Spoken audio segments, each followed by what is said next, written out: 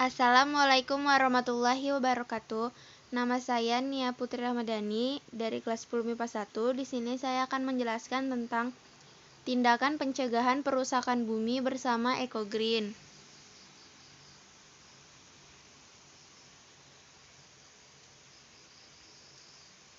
Apa itu kerusakan bumi? Kerusakan bumi adalah deteriorasi lingkungan dengan hilangnya sumber daya air, udara, tanah, kerusakan ekosistem, dan punahnya fauna liar.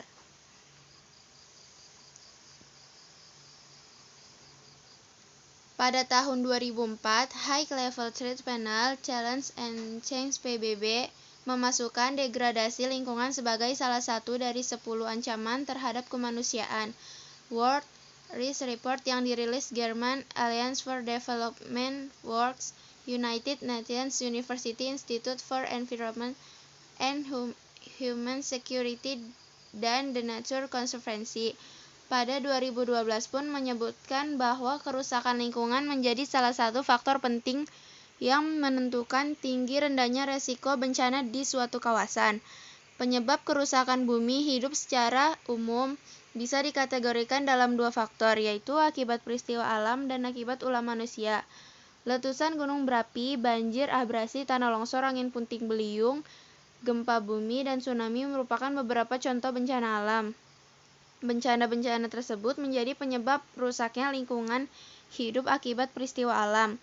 Meskipun jika ditelaah lebih lanjut, bencana seperti banjir, abrasi, kebakaran hutan, dan tanah longsor bisa saja terjadi karena adanya campur tangan manusia juga.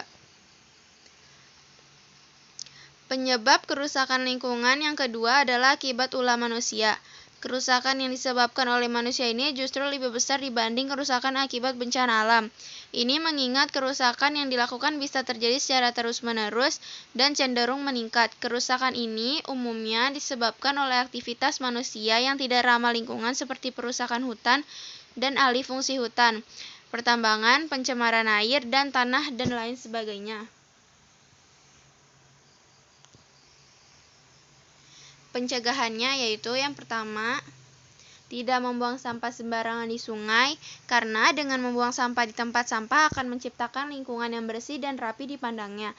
Tidak hanya itu, tapi juga dengan membuang sampah di tempatnya akan menolong kota dari bahaya bencana banjir. Yang kedua, menanam kembali hutan yang gundul atau reboisasi di tanah yang harus ditanami pohon kembali. Yang ketiga, tidak membuang limbah pabrik di laut. Sebaiknya sebuah pabrik mengetahui bagaimana cara pembuangan sampah sampai pemanfaatan limbah pabrik mereka. Dengan cara mencegah kerusakan laut seperti ini akan mengurangi pencemaran air laut dan biota laut akan terjaga. Yang keempat, melakukan terasering. Terasering merupakan upaya untuk penanggulangan erosi tanah supaya tanah tidak terkikis dari akibat aliran air. Yang kelima, selalu menghargai dan mencintai alam. Nah, dengan cara mengatasi eksploitasi alam yang berlebihan ini, manusia akan menyadari bahwa alam merupakan rumah yang paling penting. Nah, di sini ada dampaknya. Yang pertama itu ada banjir.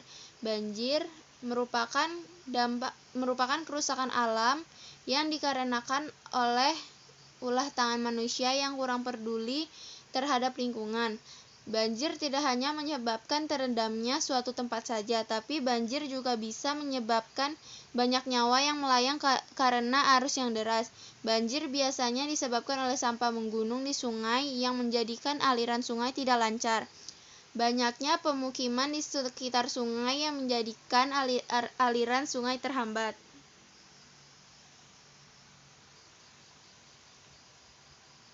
Yang kedua itu ada tanah longsor.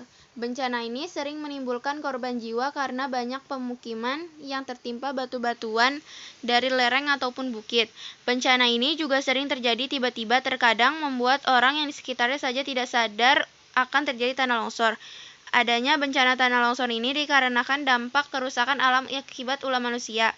Adanya penebangan pohon liar tanpa adanya reboisasi menjadikan adanya erosi. Bagaimana tidak, biasanya lereng gunung ataupun pegunungan ataupun daerah sekitarnya jika terjadi hujan lebat, kumpulan pohon itulah yang akan menyerap air. Tapi jika kita Tapi jika mereka sudah ditebang, tanpa adanya reboisasi, air hujan akan mengenai langsung tanah tersebut dan terjadilah erosi. Yang ketiga itu ada pencemaran. Dampak pencemaran ini bisa mempengaruhi kesehatan manusia yang berada di daerah tersebut. Muncul berbagai penyakit yang tidak biasanya terjadi. Banyak pencemaran ini juga termasuk dampak kerusakan alam oleh manusia. Apalagi jika sudah ada pabrik di suatu pemukiman, berbagai lingkungan pun akan tercemar, mulai dari lingkungan air dan udara. Adanya pembuangan limbah yang sembarangan ini akan menjadikan pencemaran air yang melebar sampai ke pemukiman. Hal ini akan menjalar sampai ke sumur para warga, bahkan beberapa sungai juga bisa tercemar. Yang keempat itu ada global warming. Adanya global warming atau pemanasan global sering dikaitkan dengan adanya efek rumah kaca. Hal ini memang benar adanya. Suhu bumi yang semakin lama semakin naik, adanya konsentrasi gas-gas tertentu yang menjadikan suhu semakin panas. Selain itu, adanya global warming juga dikarenakan meningkatnya karbon dioksida dan menipisnya oksigen. Adanya penggunaan batu bara, penggundulan hutan, dan juga pembakaran hutan ini menjadikan karbon dioksida semakin naik. Nah, di sini saya juga akan menjelaskan tentang eco-green. Eco-green adalah sebuah gerakan berkelanjutan yang mencita-citakan terciptanya perancangan dari tahap perencanaan, pelaksanaan, dan pemakaian material yang ramah lingkungan, serta penggunaan energi dan sumber daya yang efektif dan efisien. Beberapa tahun lalu, orang-orang mulai menggusung tema eco-design dalam perancangan pembangunan ataupun perumahan. Hal ini dikarenakan efek global warming yang semakin parah dan semakin berdampak bagi kelangsungan hidup manusia. Di sini juga saya akan menjelaskan tentang manfaat eco-green. Yang pertama itu, mengurangi kadar karbon dioksida dan meningkatkan kadar oksigen. Banyak menanam tumbuhan hijau di lingkungan sekitar rumah akan meningkatkan kadar oksigen, di mana tumbuhan melalui proses fotosintesis dalam mengubah karbon dioksida menjadi oksigen. Yang kedua itu, cuaca panas menjadi terasa lebih sejuk. Seperti yang telah dijelaskan sebelumnya, lingkungan eco-green meningkatkan produksi kadar oksigen dan mengurangi kadar karbon dioksida, sehingga udara di sekitar perumahan menjadi sejuk dan segar.